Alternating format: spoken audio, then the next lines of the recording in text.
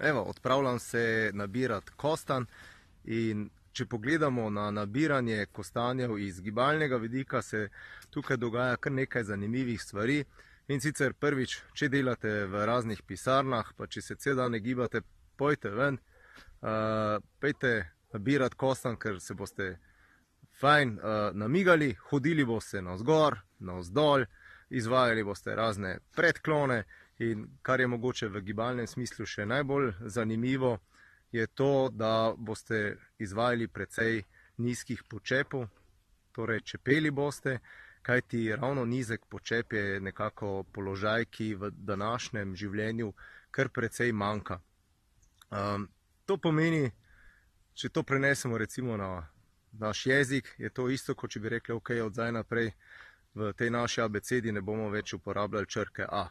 In isto se dogaja v gibalnem smislu nam, torej eno pomembno gibanje, torej nizek počep, mi v bistvu skoraj nič več ne uporabljamo, torej ko greste nabirati kostanj, ga lahko vadite in si predstavljate, kakšen bi bil jezik, če bi črtali kar črko A.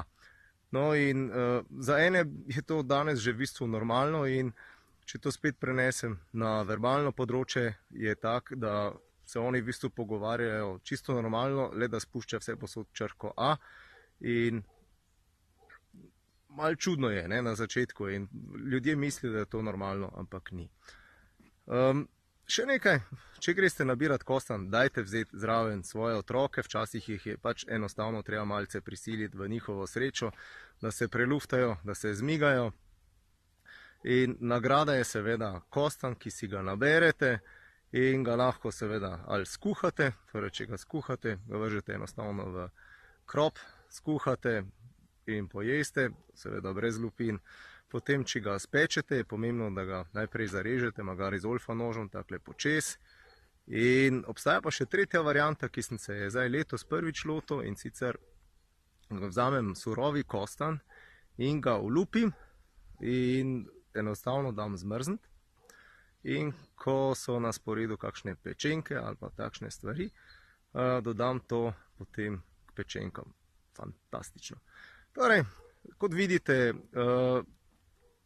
je hrana in torej nabiranje hrane in gibanje tesno povezano in ta kombinacija mi je zelo všeč.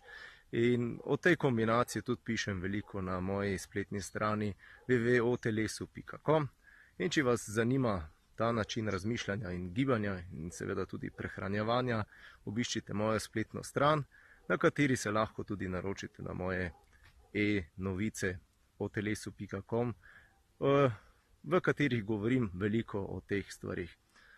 Ob prijavi dobite tudi brezplačno e-knjigo Samoobramba za ženske. Zdaj v kratkem bom pa napisal novo e-knjigo, tako da bomo ta asortiman malo razširili.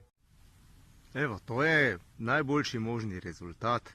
Nagibal sem se, torej namigal sem se in nabral sem fantastičen kostanj, ki bo končal v mojem želodcu in v želodcih moje družine.